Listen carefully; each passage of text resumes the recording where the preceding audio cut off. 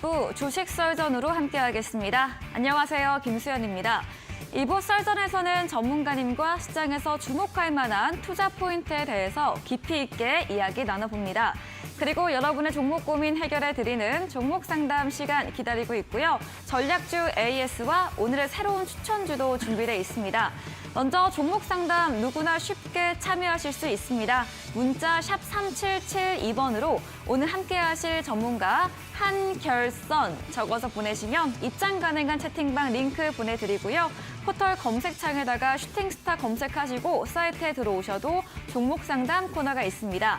종목의 이름, 매수하신 가격, 비중 올려주시면 방송 시간을 통해서 여러분들의 고민 시원하게 해결해드리겠습니다. 또 채택될 경우에는 커피 교환권도 보내드리니까요. 많은 참여 기다리고 있겠습니다. 네, 그럼 오늘 주식 썰전 함께할 전문가를 소개합니다.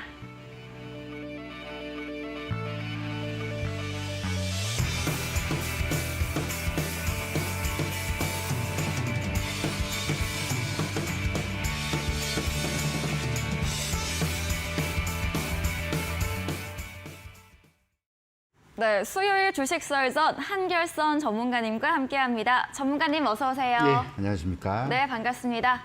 네, 그럼 오늘 썰전 주제부터 확인해 보겠습니다.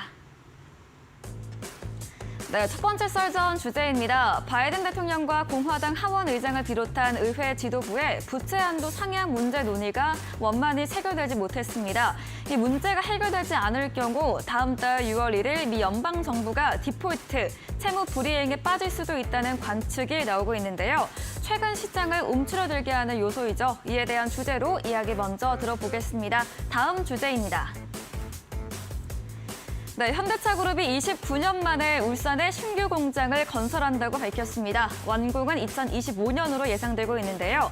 정부의 전기차 생산시설에 투자세 공제에 대한 화답입니다. 현대차 1분기 어닝 서프라이즈와 함께 호재 뉴스가 이어지면서 최근 자동차 그리고 부품주의 시세가 좋은데요. 이에 대해서도 이야기 나눠보겠습니다. 네, 썰전 주제 두 가지 확인해보고 왔습니다. 첫 번째 주제부터 이야기 나눠보겠습니다. 이 미국 부채 한도 협상 논의가 완만히 해결되지 못했습니다. 그래도 될까요? 걱정할 필요가 없을까요? 사실 크게 우리가 우려할 네. 정도는 아닌데요. 아무래도 이제 시장의 어떤 호재 네. 혹은 악재가 많지 않은 상황 속에서 이게 좀 불확실성으로 좀 작용될 주목받고 가능성이 좀 있다라고 좀 보고 있습니다. 왜냐하면 이 부채 한도라는 자체가 이제 정부의 네. 예산을 이제 집행을 좀 해야 되는데 한도 때문에 집행을 못하는 문제들 아무래도 정치적인 문제가 이제 경제적으로 확산되는 이제 그런 문제로 될 가능성이 있기 때문에 이 부분을 좀 우리가 주시를 좀 해야 되는데 네. 원래 이제 부채 한도라는 게 말 그대로 정부 예산을 어느 정도까지 확대할 수 있느냐 이 상한선을 이제 의회에서 미리 좀 정해놓는 거죠. 사실 미국 같은 경우에는 만성적인 어떤 재정 적자가 이루어지고 있는데 네. 달러가 이제 기축 통화이다 보니까 정부에서 예산안을 무제한으로 사용할 수 있는 그런 부분들이 있기 때문에 이 한도를 좀 정해놓고 진행되는 그런 부분들이 좀 있습니다. 네. 2021년도에 이미 이제 미국 의회에서 대략 한 31조 4천억 달러 정도, 우리나라로 친다면 대략 한 3경 어마어마한 금액인데 이는 부채 한도를 이미 이제 설정을 좀 해놨습니다. 그런데 이제 이미 이 정부 예산 한도까지 다 사용을 해버렸기 때문에 여기서 예산을 더 증액하지 못한다면 결국 이제 정부, 우리가 흔히들 얘기하는 이제 그 정부의 디폴트라고 하죠. 쉽게 말하면 대금 지급을 못하는 이런 문제들. 사실 이게 이제 이것만 들으면 과거에 이제 우리나라도 IMF 시절을 겪다 보니까 이 디폴트 문제, 국가 부도라는 말 자체에 상당히 네. 우리가 이제 경각심을 가지고 있는데 미국 같은 경우에는 언제든지 예산 증액을 할 수 있는 가능성은 있습니다. 다만 이제 정치적으로 이 공화당 같은 경우에는 예산 지출을 감소시키는 이런 협상을 제시하면서 충분히 주고받는 이런 정책안들을 제시를 하고 있고요. 민주당 같은 경우에는 예산안을 크게 정부 재정 지출을 줄이지 않고 예산을 늘려가는 이런 정치적 문제 때문에 그동안에 지금 이렇다 할 협상 진전을 보지는 못했는데, 자, 이게 그러면 왜 글로벌 증시와 우리 한국 증시에 영향을 미칠 것이냐. 근데 결국은 미국 정부의 디폴트, 이제 소위 얘기해서 예산 집행이 되지 않는 그런 상황이 된다면 결국은 이제 그 예산 집행에 따르는 국가 신용적인 그런 문제들, 그리고 또 이제 미국의 국채에 대한 어떤 CDS 프리미엄들, 즉 다시 말하면 위험 리스크가 가산되는 이런 게 올라가게 된다면 네. 국제 금융시장이 좀 출렁거리는 그런 모습이 나올 수가 있습니다. 지금 이제 보시는 자료를 본다면 그동안에 이제 미국의 정부 부채 한도들이 계속 좀 증액이 돼 왔었고 2007년부터 꾸준히 증가되면서 과거에 이제 오바마 행정부에서 한번 이 문제가 한번 불거졌던 그런 시절이 좀 있었고 최근에는 2021년도에 증액을 해놨던 금액들이 지금 거의 한도에 꽉 찼던 이런 모습을 좀 보여주고 있고요. 두 번째로는 이제 이 소위 얘기해서 미국의 정부 예산안들이 이제 GDP 대비 얼만큼 많이 좀 증액이 됐고 우리가 소위 얘기해서 부채 비율이라고 하죠. 이런 부분들이 좀 올라왔나 이거를 이제 보여주는 자료인데 두 번째 자료를 잠깐 보시면요. 미국의 이제 그 GDP 대비해서 거의 지금 비율로 본다면 거의 120%까지 올라왔습니다. 최근에 이제 한국의 GDP 대비해서 저 부채 규모가 거의 뭐 90%, 100% 육박을 했다. 이 문제 때문에 국내에서도 항상 시끄러웠는데 미국도 마찬가지 정부의 예산안들, 부채 비율이 GDP 대비 120% 육박하는 수준에 올라왔기 때문에 이런 부분에 대한 우려감들이 시장에 좀 작용되는 그런 부분들. 뭐 사실상 미국의 이제 부채 규모가 증가됐던 원인을 살펴보면은 네. 뭐 최근 이제 팬데믹 때문에 각종 어떤 보조금 지급들 그리고 이제 투자 촉진을 위한 어떤 감세 정책들 뭐 이런 부분 때문에 재정 지출이 확대가 된 측면이 없지 않아 있습니다. 결국은 경기를 살리려고 했던 이런 부분들이 부채가 증가된 가장 큰 원인인데 문제는 이제 이게 발목을 잡고 있다는 거죠. 왜냐하면 미국도 말 그대로 자금 조달을 위해서 국채 발행을 하는데 이제 금리가 올라가면서 이 소위 얘기해서 국채 발행에 대한 금리도 상당히 올라간다는 거죠. 최근에 이제 5월 달에 발표된 FOMC 회의에서도 미국 기준금리가 5.25로 좀 올랐습니다. 근데 이제 기준금리가 오른다는 거는 결국은 미국의 국채에 따르는 이자 비용들도 그만큼 많이 증가된다는 부분. 결국은 예산을 집행함에 있어서 이런 국채 발행에 따른 이자 비용도 급격히 증가된 부분들이 이번에 부채가 증가됐던 가장 큰 원인 중에 하나고요. 또 금리가 이런 고공행진을 이루고 있는 상태에서 미국이 이제 지급해야 될 국채 이자들이 대략 한 미국 예산의 거의 한 30%를 차지하고 있기 때문에 좀 악순환이 거듭되고 있다는 점. 결국은 이번에 이제 FOMC 회의에서 뭐 금리 인상을 마무리하겠다는 멘트가 나오진 않았습니다. 네. 이 부분까지 이제 좀 서로 연결되는 부분들인데 결국은 이런 정치적인 문제가 글로벌 미국의 증시를 어떤 불확실성으로 빠져들게 하는 그런 문제들, 또 미국의 신용등급이나 미국 국채금리에 영향을 줄 수 있다는 점. 결국은 국내 증시에도 이런 영향들을 좀 받을 가능성이 굉장히 높은데 5월 달 들어서 시장이 조금 지지부진, 주춤거리고 있는 그런 상황이고요. 여러 가지 악재들이 좀 많이 나왔었죠. 최근에 이제 국내 SG증권을 통한 어떤 반대면 물량 때문에 주가 급락되는 그런 부분들. 그래서 네. 이제 여러 악재로 인해서 투자 심리가 좋지 않은 상황 속에서 이런 이제 불확실성이 대두가 된다면 아무래도 시장의 방향성을 찾아가는데 긍정적인 부분보다는 부정적인 영향을 미칠 가능성, 이 부분을 좀 봐야 될 것 같고요. 또 하나는 이게 이제 마감시일은 지금 6월 1일인데 실제 예산안 집행까지 마감 시한까지 최대한 끌 수 있는 게 이제 6월 5일까지입니다. 그래서 이 6월 5일까지 미국 뭐 민주당과 공화당 그리고 지금 현재 행정부들이 어떤 협상을 벌여서 원만하게 좀 해결될지 여부를 우리가 좀 봐야 될 것 같고요. 혹시라도 원만하게 해결이 되지 않을 경우 시장에 아마 좀 불확실성과 리스크로 작용되면서 시장이 좀 단기간 출렁거릴 수 있는 악재 요소, 가능성들이 있기 때문에 이 부분들은 우리가 전체적인 시장 전략과 소위 해서 대형주들 매매를 하시는 분들은 이런 이제 이슈들을 어떻게 해결되는지, 어떻게 풀어가는지 이 부분들을 우리가 계속 체크를 좀 해야 될 것 같고요. 네. 그리고 또 하나 이 부분들이 이제 향후 금리 인상 여부에도 영향을 좀 미칠 걸로 보입니다. 그래서 이번에 최종적으로 금리 인상이 마무리다라는 그런 멘트는 나오지 않았지만 추가적인 부분들, 이 부분에도 상당히 걸림돌이 될 수가 있는 여지가 있기 때문에 향후 이제 시장에 호재로 작용될지 이게 지금 악재로 작용될지는 지켜봐야겠지만 일단 6월까지는 해결되는 모습을 좀 체크를 해보자. 만약에 해결이 안 되는 그런 모습들이 나온다면 결국은 불확실성에 의해서 시장의 악재로서 좀 출렁거리는 모습이 작용될 수 있기 때문에 이 부분을 우리가 지속적으로 확인 체크해가자. 이 부분을 좀 말씀드리겠습니다. 네, 과거 경험으로 인해서 채무 불이행, 디폴트에 대해서 시장이 민감하게 반응할 수 있지만 그래도 아마 해결되는 쪽으로 무게를 더 실어주셨습니다. 6월까지 체크해 보시고요. 원인 중 하나로는 금리가 오르는 상황에서 지급해야 하는 미정부의 이자 부분 말해주셨고 만약 해결되지 않는 방향으로 간다면 시장 악재로 영향을 줄 수 있다. 이런 부분까지 염두에 보시기 바랍니다.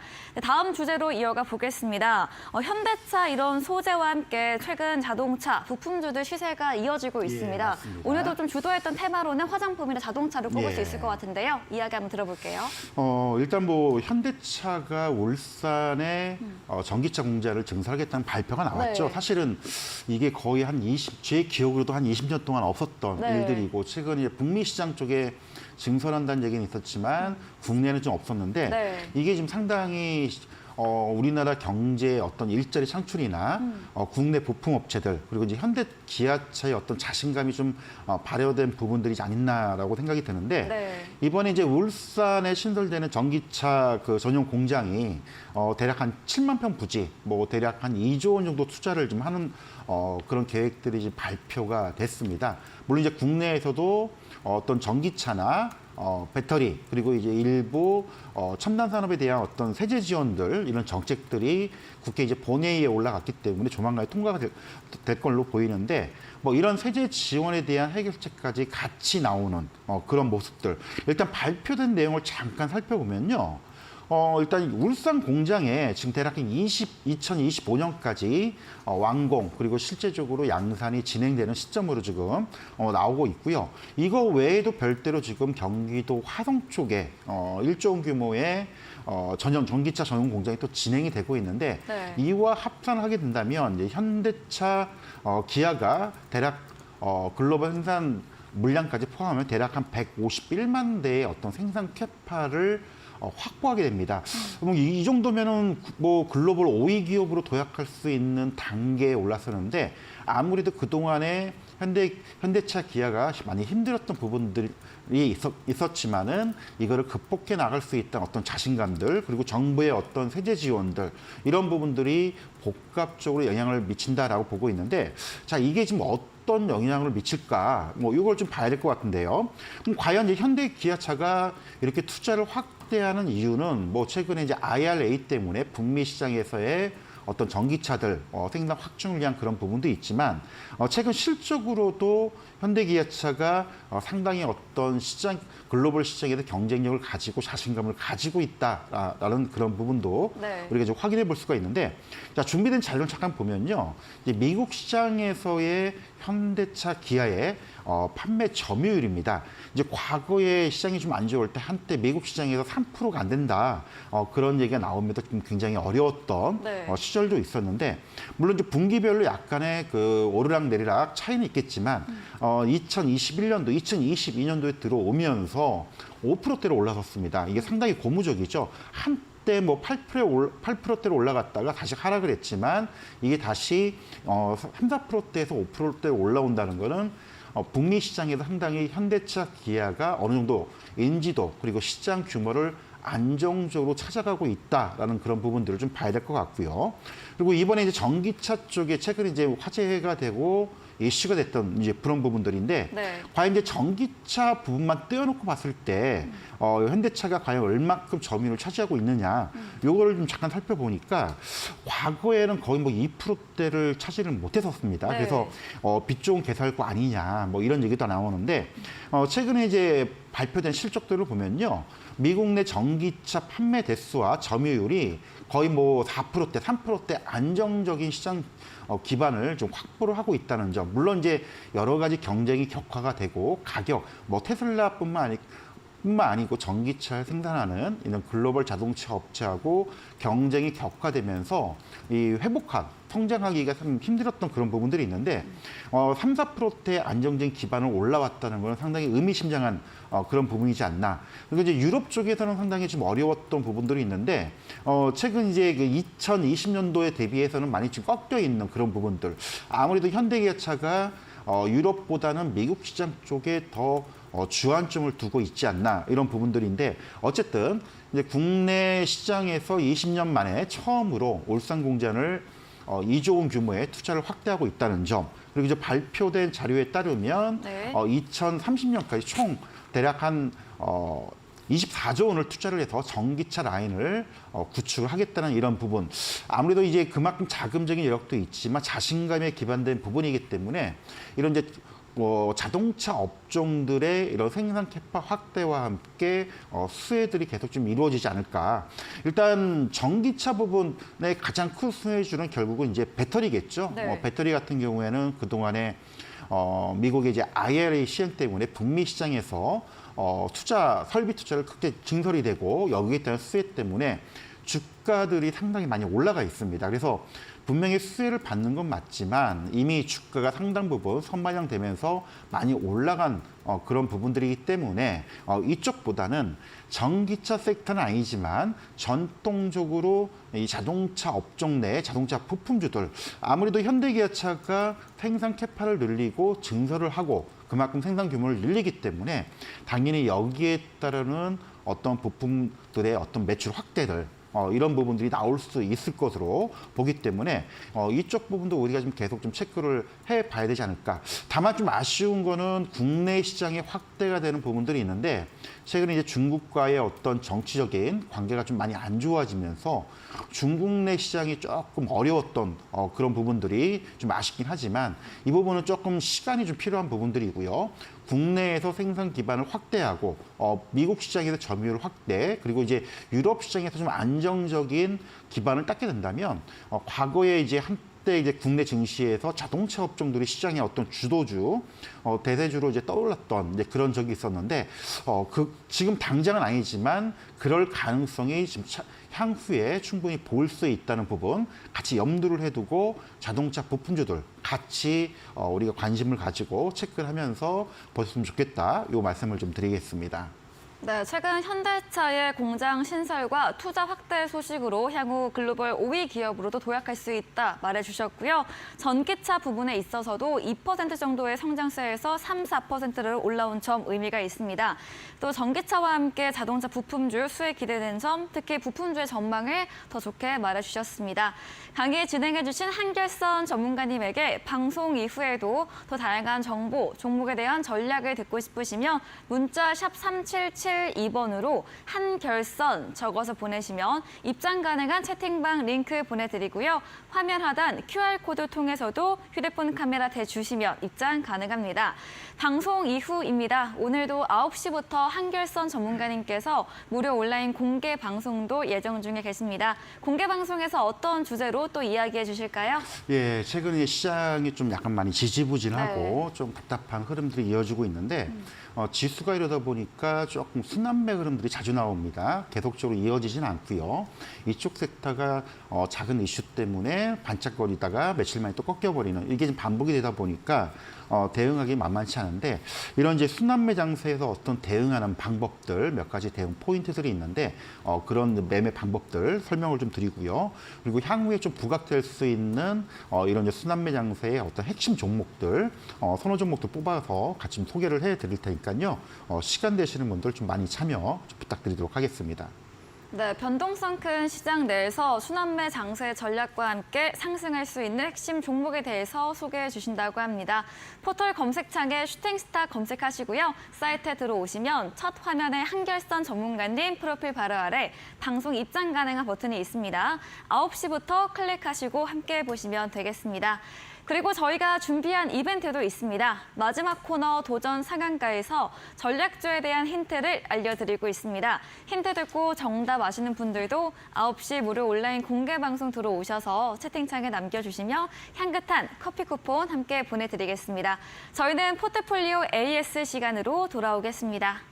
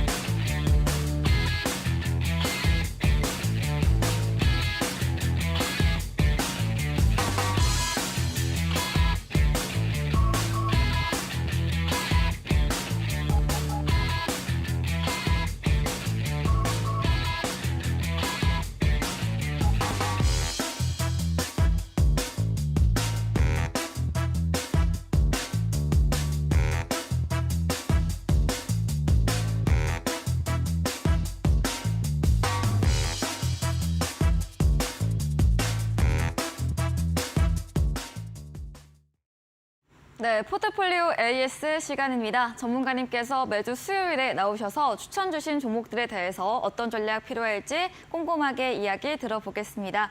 첫 번째 종목입니다. 지난 방송 추천주였습니다.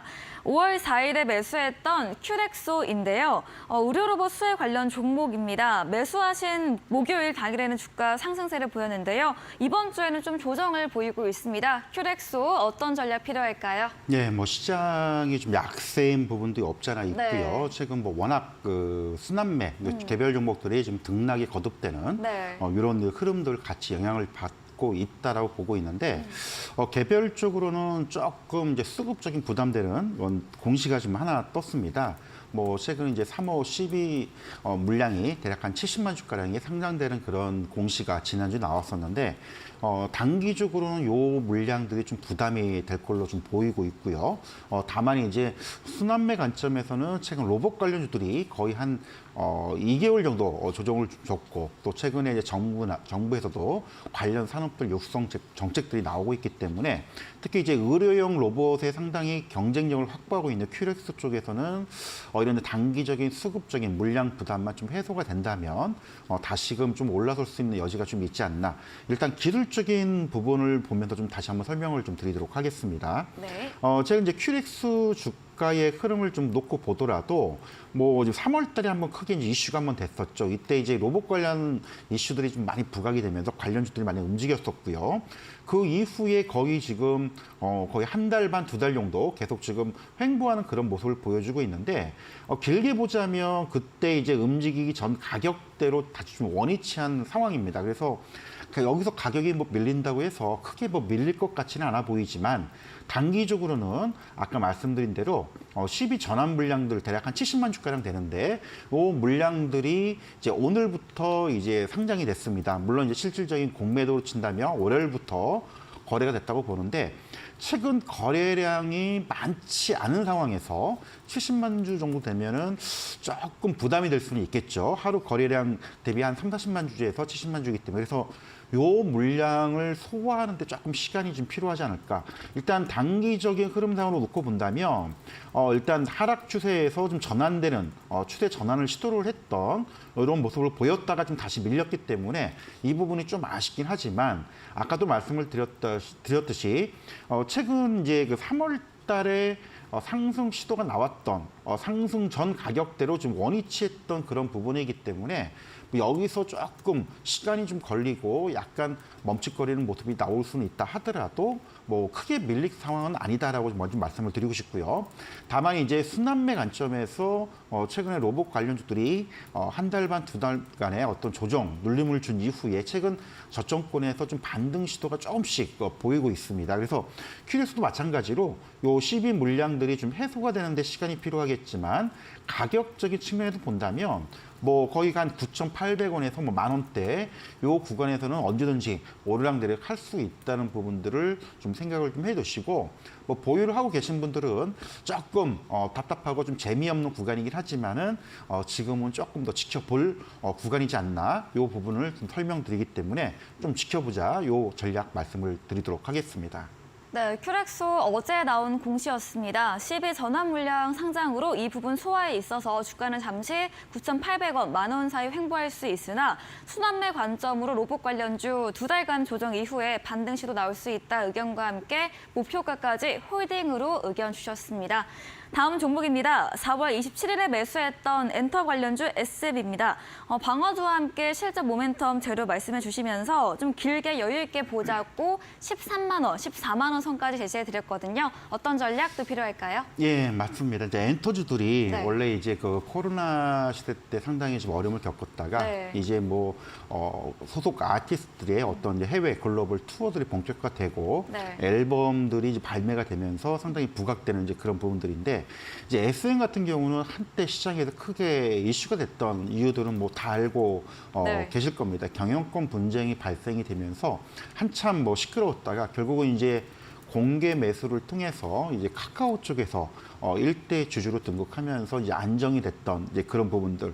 일단 악재나 이런 어려움들은 다 해소가 됐고요. 이제는 본격화되는 소위 얘기해서 소속 아티스트의 활동과 함께 실적이 본격화되는 이제 그런 부분들을 봐야 되는데 주가 수준을 잠깐 놓고 본다면 아까 말씀드렸듯이 경영권 분쟁이 붙었을 때 거의 뭐 주가 수준이 거의 8만 원대에서 뭐 16만 원까지 급등을 했던 그런 모습들. 그리고 이후에 이제 안정권 들어서면서 요 9만 원, 10만 원대를 지금 오르락내락 하고 있는 이런 구간들에 진입을 했다라고 좀 설명을 드려야 될 것 같은데 최근 주가가 좀 가파르게 상승하진 못하고 조금 주춤거리는 모습들은 SM뿐만 아니고요. 전체적인 어떤 시장의 투자 심리가 좀 위축된 그런 부분들. 그리고 이제 가뜩이나 SH증권발 어떤 주가 반대 매매 때문에 일부 주가가 급락하면서 시장에 이제 투자 심리가 많이 위축되고 있다는 점. 하지만 하반기에 어떤 실적 개선 모멘텀을 여전히 가지고 있다는 겁니다. 그리고 엔터주 같은 경우에는 전통적으로 예전부터 어떤 시장이 좀 지지부진하거나 약세, 하락대일 때 상대적으로 견조한 어떤 방어주 개념으로서 역할을 좀 했기 때문에 SM 같은 경우 최근 주가가 좀 살짝 지지부진한다 하더라도 이런 관점에서는 충분히 지금도 좀 메리트 있는 가격대가 아닌가라고 좀 보여주고요. 기술적으로 놓고 보자면 이미 뭐 지난 그 3월 말경 9만 5천 원 대에서 지금 살짝 11만 5천 원대 올라왔다가 다시 10만 원 초반대로 좀 밀려 있는 상황입니다. 그래서 요 구간대 10만 원대에서는 언제든지 오르락내락 할 수 있는 구간들은 나올 수는 있다. 다만 이런 종목 같은 경우에는 당장보다는 우리가 이제 하반기를 염두해 두고 그리고 이제 본격적으로 NCT의 어떤 소속 아티스트의 월드 투어가 잡혀져 있는데 이런 부분들이 이제 본격화되는 그런 시점들이 다가오고 있기 때문에 이미 본격화되기 이전에 조금 주가가 지지부진할 때 혹은 조금 대밀릴 때 밑에서 잡아가는 전략도 나쁘지 않을까라고 생각 들기 때문에 네. 뭐 지금 계속적인 뭐 분할 매수 관점은 굉장히 유효하다고 생각을 하고 있고요. 따라서 이제 오르기보다는 이런 종목 같은 경우는 횡보나 밀릴 때 이럴 때 이제 분할 매수 관점으로 계속적으로 좀 물량을 잡아가는 전략으로 대응을 해보자. 이 전략을 좀 말씀을 드리도록 하겠습니다. 네, SM 경영권 분쟁으로 급하게 올랐던 주가는 모두 소화된 상태입니다. 이제 실적과 본연 재료로 올라갈 준비를 하고 있는데요. 10만 원대에서 등락은 나올 수 있지만 길게 본다면 상방으로 갈 것으로 전망해 주셨습니다. 다음 종목입니다. 4월 27일에 매수했던 현대로템 방산 관련 종목입니다. 지난 AS 때 보유로 의견 주셨습니다. 현대로템도 좀 길게 보일 종목이죠? 예, 맞습니다. 이제 아무래도 방산주고요. 네. 이게 원래 이제 과거에는 우리가 철도 관련된 회사로 알고 있지만은 네. 우리 이제 폴란드 계약을 하면서 대박을 터뜨렸죠. K2전차가 대규모 계약을 좀 했고요. 네. 2차 계약이 좀 난항을 겪었었습니다. 그래서 이게 지금 폴란드 계약이 제대로 되는 거냐 아니냐 이 말들이 되게 많았었고 이에 따라서 현대로템의 주가도 최근에 좀 지지부진했던 그런 흐름들. 하지만 2차 계약이 지금 원활히 지금 진행이 되고 있는 걸로 최근에 좀 많이 소식들이 나오고 있습니다. 그래서 그런 이슈들이 부각이 되면서 현대로템의 주가도 여기 지금 2만 5, 6천 원대에서 최근 이제 3만 6, 7천 원까지 올라왔다가 최근에 이제 눌림목, 숨고르기를 좀 진행을 하고 있는데 어차피 이런 종목 같은 경우에는 이제 경기와 좀 무관합니다. 결국은 이제 폴란드 수주권만 하더라도 하반기 실적 모멘텀이 상당히 좀 크게 부각이 될 수 있는 그런 부분들. 다만 단기간 4월 중순경에 단기간 2만 원 중반에서 3만 원까지 급하게 올라왔기 때문에 여기서 좀 쉬었다 가는 것도 나쁜 모습은 아니다라고 좀 보고 있고요. 제가 이제 집중적으로 보고 있는 거는 뭐 폴란드 계약이야, 뭐 2차 계약이 어떻게든 진행이 되겠지만 루마니아 쪽에 지금 상당히 가시화되고 있는 그런 부분들. 그게 이제 언제 계약이 본격화될지는 모르겠지만 아마 상반기보다는 하반기 때 진행될 가능성이 굉장히 높은데 이런 부분들까지도 본다라면은 현대로템의 주가가 길게 보자면 어쩌면 지금 3만 원대 초중반 가격도 결코 비싼 가격이 아니고 오히려 싸 보일 수 있는 그런 가격대가 아닌가. 일단 주봉상의 그 기술적 흐름을 잠깐 보겠습니다. 그동안에 현대로템의 주가가 뭐 지금 거의 한 1년 반, 2년 동안에 요 2만 원대에서 3만 원 초중반대에서 박스권에서 계속 이루어졌던 이런 부분들이 좀 있었기 때문에 네. 이제서야 요 박스권 상단은 좀 올라선 그런 상황입니다. 그래서 쉽게 꺾일 수 있는 상황은 아닌 것 같고요. 그리고 이제 많은 분들이 최근에 이제 경기가 부진한데 주가 수준이 계속 갈 수 있느냐 이런 질문들도 이제 간혹 하시는 분들도 계시는데 아까도 말씀을 드렸듯이 방산주입니다. 방산주 무기 수출 같은 경우에는 한번 계약이 되면 이게 2, 3년 동안 꾸준히 계속 공급이 되면서 매출 실적이 잡히는 그런 부분이기 때문에 이미 계약이 1차 계약은 끝났고요. 2차 계약이 2, 3년 동안 계속 나눠서 반영이 되고 있다는 점. 여기에 신규로 추가적인 계약이 또 이루어진다면 당연히 주가는 레벨업 될 수 있는 그런 여건을 가지고 있기 때문에 뭐 대부분 이제 이런 종목 같은 경우 대형주여서 단기간 볼 종목은 아니고요. 경기가 좀 부진하고 어렵다고 하지만은 경기와 무관한 종목이기 때문에 좀 하반기까지 계속 지켜보고 가져가고 우리가 점검하면서 체크해 볼 수 있는 종목이지 않나. 그래서 뭐 단기적으로 잠깐 뭐 시장도 그렇고 현대로템의 주가도 지금 5월 달 들어서 뭐 33,000원에서 35,000원대를 계속 좀 오르락내락 하고 있습니다. 뭐 이거와 관계없이 오히려 뭐 2, 3,000원대로 좀 밀려준다면 네. 오히려 더 물량을 더 잡을 수 있는 기회로도 우리가 대응을 좀 해볼 수 있지 않을까. 이런 전략 말씀을 드리도록 하겠습니다. 네, 현대로템 수주 모멘텀 하반기까지 지켜볼 때 역시나 긴 관점으로 보유 의견 주셨고요. 주가 32,000원, 33,000원 밀릴 시에는 추가 매수, 신규 매수도 유효하다고 의견 주셨습니다. 다음 종목은 3월 30일에 매수했던 서현이화입니다. 월요일 날 이런 미국 전기차 업체 수주 소식 부분에 강세를 보였다가 서현이화 측에서 체결한 바가 없다 나오면서 다시 맞습니다. 음봉으로 마무리됐는데요.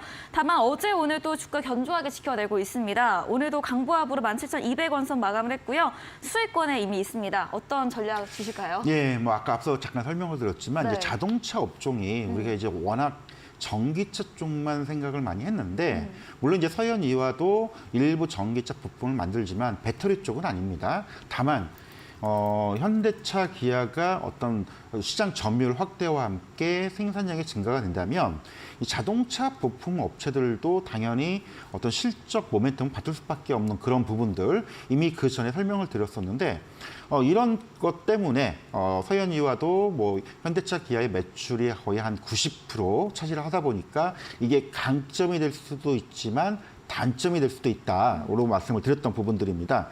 이미 이제 계약 관련해서 전기차 관련된 이슈는 뭐 4월 달부터 계속 나왔었습니다. 하지만 이제 이게 진행이 되느냐 안 되느냐 논란들이 좀 있었는데 일단 시장이 조회 공시를 통해서 회사에서 답변하기로는 미국의 이제 전기차 필러 쪽에 공급 계약을 체결한 바는 없다라고 네. 발표를 했는데 사실 이게 약간 그 우리가 공시 규정에서 좀 혼돈이 될 수 있는 그런 부분들입니다. 왜냐하면 이 조회 공시라는 건요.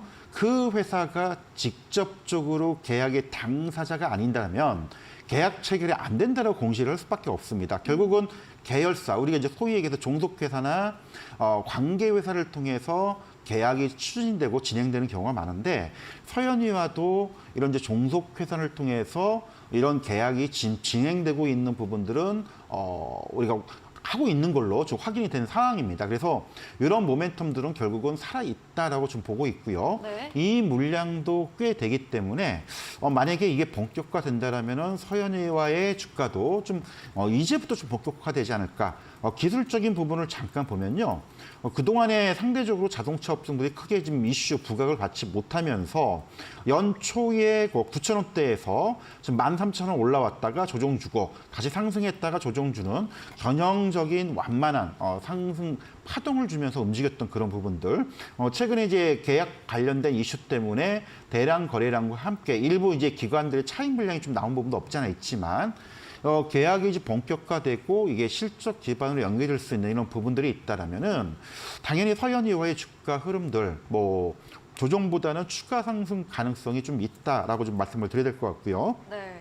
이 부분뿐만 아니고 아까 앞전에 설명을 드렸던 것처럼 현대차 기아의 어떤 울산 공장 추가 증설 이런 부분들도 충분히 우리 전기차의 어떤 수주가 아닌 기존 물량들 매출 때 기회가 될 수 있는 이런 부분들이 있기 때문에 일시적으로 잠깐 좀 변동성이 커지긴 했지만은 여전히 메리트가 있는 가격대, 충분히 뭐 19,000원, 2만 원대 이상은 더 갈 수 있는 여지는 가지고 있다고 보고 있기 때문에 뭐 이게 지금 16,000원대, 지난번 고점 라인인 16,000원대를 뭐 다시 한번 내려오게 된다라면 매수 기회를 좀 활용해 볼 필요도 있다라고 말씀을 드려야 될 것 같고요. 보유를 하고 계신 분들은 잠시 흔들거릴 수는 있다 하더라도 아까 말씀드렸던 그런 부분들 때문에 충분히 2분기, 3분기 때의 추가 모멘텀, 실적 모멘텀의 어떤 가능성들 여력이 있기 때문에 계속적으로 좀 보유 관점 말씀을 좀 드리도록 하겠습니다. 네, 조회 공시 부분에 있어서 미국 전기차업체 수주 모멘텀은 아직 살아있다 짚어주셨고요. 추가 상승 여력 있다고 말해주셨습니다. 16,000원 라인대 내려온다면 매수 가능한 점도 기억하시면 되겠습니다. 다음 종목은 4월 13일에 매수했던 한미글로벌입니다. 지난주 수요일 날 이후부터 좀 조정세가 나오고 있습니다. 그때 보유 의견 주셨거든요. 한미글로벌 또 어떤 의견 주실까요? 예, 일단 조금 개인적으로 좀 안타까운 이제 네. 그런 내용들인데요. 사실 이제 이번 주에 그 사우디 교통 물류장관이 국내 방한을 하면서 이런 이제 단기적인 이슈도 좀 있었고요. 네. 최근에 사우디 측에서 네옴시티 관련된 여러 가지 프로젝트 발주가 본격화된다. 이런 이제 기대감들도 좀 있었는데 사실 이제 이번 주 월요일이죠. 월요일날 좀 장대 음봉이 나오면서 급락이 나왔었습니다. 근데 시장에 지금 확인되지 않았던 루머들이 많이 돌았었는데 여러 가지 안 좋았던 루머 중에 하나가 사우디의 교통 물류장관이 네. 방한했다는 소식이 언론 보도가 없었다라는 이유로 일부 좀 문제가 있는 거 아니냐 이런 이제 부분 때문에 주가가 좀 급락했던 그런 부분도 있었고요. 네. 또 한편으로는 어떤 재료 노출 우리가 최근 시장이 좀 안 좋다 보니까 어떤 단기적인 호재성 혹은 일정이 예정됐던 일정이 지나가고 나면 오히려 차익 실현 기회로 삼는 이런 부분 때문에 차익 실현 물량이 나오면서 좀 조정을 받는 이런 부분이 좀 있지 않나. 근데 생각보다는 장대 음봉과 하락폭이 굉장히 깊었습니다. 그래서 뭐 시장에 지금 여러 가지 루머 때문에 더 추가 하락이 지금 나오지 않았나 이렇게 판단이 되고 있고요. 기술적인 부분을 좀 본다라면은 지난 이제 3월 달 26,000원대를 조정을 받고 나서 이게 상승 시도가 나온 이후 그리고 다시금 요 4만 원대를 터치를 했었습니다. 그래서 일단 1차적으로는 4만 원 터치 가능성을 봤었는데 터치는 했지만 문제는 이제 그 다음부터 너무 급하게 지금 조정을 받았던 부분들이 좀 아쉬운 부분들. 따라서 일단 이렇게 4만 원대에서 3만 원 초반까지 대략 한 20-30%대의 하락을 보이는 종목들 같은 경우에는 당장 V자 반등보다는 소위 얘기해서 고점대 가지고 있던 물량들의 어떤 손절성 물량들 그리고 일부 이제 이탈을 하려고 하는 물량들이 좀 소화하는 과정이 좀 필요합니다. 그래서 주가가 뭐 밀린다 하더라도 뭐 크게 밀릴 상황은 아니겠지만 기술적으로 요 61선 라인, 요 3만 원대를 중심으로 약간 위아래에 내려오는 그런 부분도 있을 수는 있겠지만은 요 구간에서 크게 밀릴 상황은 아니다라고 일단 판단이 되고 있고요. 결국은 이런 이제 그 악재성 루머에 의해서 하락했던 그런 부분들이 회복이 되려면 조금 시간이 좀 필요합니다. 하지만 뭐 여타 종목처럼 뭐 이게 장기간 시간이라고 보이지는 않고요.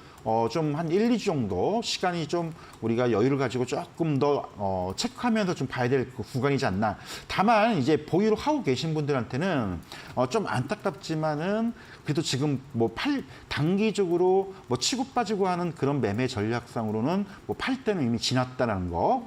따라서 지금은 일단 보유를 하면서 지켜봐야 될 것 같고요. 오히려 이 종목을 내가 가지고 있지 않거나 그동안 관심 가지고 있지 않아서 매수를 하지 않았던 그런 분들한테는 오히려 또 새로운 기회가 좀 오지 않았나라고 판단이 되는데 일단 단기간 한 20-30% 대부분 종목군들이 한 뭐 큰 대형 내부에 큰 대형 악재가 있어서 급락하는 게 아닌 외적 요인에 의해서 하락하는 경우 보통 한 20-30% 정도 하락 이후에 기술적 반등 혹은 진정이 될 수 있는 그런 부분들이 흔히들 우리가 기술적 분석할 때 많이 표현을 하는데 지금 이 구간까지 좀 내려오지 않았나. 그러면 결국은 관심을 가지신 분들은 오히려 3만 원 초중반대 혹은 뭐 3만 원 이하대 살짝 내려올 경우 오히려 분할 매수로 한번 할 수 있는 그런 또 기회가 되지 않았나라고 좀 판단이 됩니다. 그래서 이 종목 같은 경우는 조금 들고 계신 분들 좀 안타깝지만 일단 지금 팔 때는 아니라는 거 말씀을 드리고 싶고요.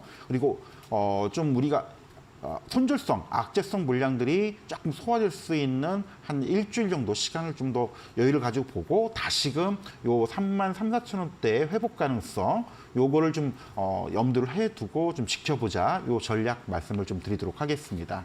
네, 한미글로벌 악재성 루머로 문제가 우려되며 주가 하방 압력을 받았습니다. 1, 2주 정도 후에 이런 부분 해소될 부분으로 인사이트 제시해드렸고요. 내려온 형 구간에서 정리보다는 보유해보는 의견 드렸고 3만 원 이하 선에서는 분할 매수도 가능하다고 합니다. 다음 종목은 4월 6일에 매수했던 바이오니아입니다. 이 바이오니아가 지난 월요일 날 하한가를 보였습니다. 이 아마존 판매 차질 우려 때문에 보였다가 다시 한번 차질이 없다 이런 소식 들리면 주가가 다시 올라왔는데요. 맞습니다. 바이오니아 좀 아쉽네요. 예, 맞습니다. 그 요즘 시장이 좀 지지부진하고 네. 이제 호재보다는 악재들이 많다 보니까 이 조금 안 좋은 소식에 주가가 좀 민감하게 크게 급락이 나오기도 하고 빠지기도 하는 네. 이런 종목들이 많이 나오고 있는데 그 중에 하나가 지금 바이오니아가 아닌가라고 생각이 드는데요. 탈모용 치료제 화장품들이 이제 그 아마존에서 판매가 본격화되고 쇼핑몰이 좀 오픈이 됐다는 소식들이 지난주에 들렸었습니다. 그러면서 주가가 좀 많이 올랐었는데 시장에서 지금 안 좋았던 소식이 들렸던 거는 아마존 쪽의 판매 일정에 상당히 지금 차질을 빚었다라는 소식들이 들리면서 바이오니아가 이 7만 5천 원대에서 급락이 나왔던 이런 부분들을 좀 연출을 했습니다. 그런데 이제 일부분 이제 전문가 톡방에서는 네. 이 바이오니아가 사실은 지난주 5월 4일 날 스팸 관여 과다 종목으로 좀 지정이 되면서 네.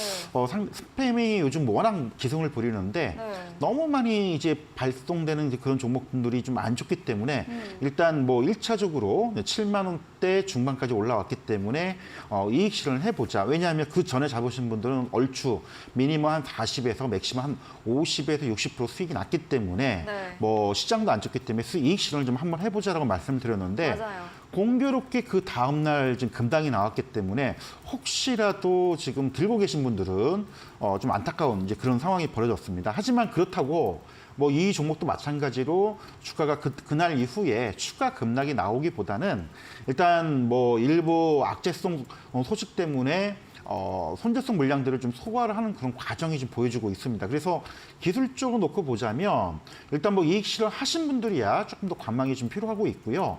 혹시라도 들고 계신 분들은 이 5만 원대, 물론 약간의 이탈과 오르락내리락하는 과정이 나올 수는 있겠지만 이 5만 원대를 크게 이탈하지 않는다라면은 아직은 좀 보유를 하면서 좀 지켜볼 구간이 아닌가라고 말씀을 드려야 될 것 같고요. 아마존 쪽에서 어떤 판매 일정과 판매 차질을 빚고는 있지만 이게 뭐 판매 거부가 됐거나 왜냐하면 미국이나 유럽 쪽 FDA 쪽에 이미 승인을 받아놓고 판매 승인돼서 본격화되는 부분들 국내에서는 아직은 판매 승인을 득하지는 못했습니다. 그래서 이런 부분들이 있기 때문에 단순하게 판매 거절로 인한 판매가 안 되는 그런 부분은 아니기 때문에 네. 이런 부분들도 염두를 해두고 조금 5만 원대를 크게 이탈하는 게 아니라면 좀 더 보유를 하면서 지켜보자 이 전략을 좀 말씀을 드리도록 하겠습니다. 네, 바이오니아 지난주 방송 5월 3일 방송에서 전문가님께서 AS 때 수익 실현 쪽으로 제시해드린 바 있습니다. 혹시 아직 보유하셨다면 5만 원 이탈되지 않는다면 더 지켜보는 쪽으로 설명해 주셨습니다. 저희 다음 코너 도전 상한가에서 전략주에 대한 힌트를 알려드리고 있습니다. 힌트 듣고 정답 아시는 분들 9시 전문가님의 무료 온라인 공개 방송 들어오셔서 채팅창에 정답을 올려주시면 향긋한 커피 교환권 함께 보내드리겠습니다. 그럼 저희는 마지막 코너 도전 상한가로 돌아오겠습니다.